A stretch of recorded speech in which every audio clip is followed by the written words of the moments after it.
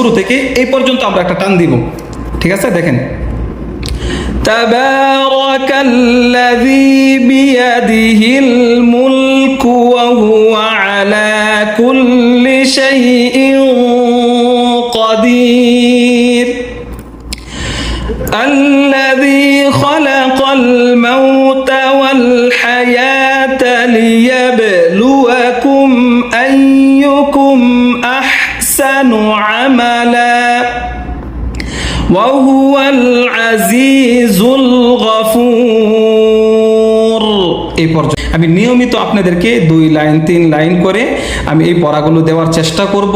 আমলি সূরাগুলো নিজ দায়িত্বে সবাই শিখে নেবেন ভাই, একটু চেষ্টা করেন, মেহনত করেন, ইনশাআল্লাহ আপনার জীবনের জন্য অনেক ফায়দা হবে।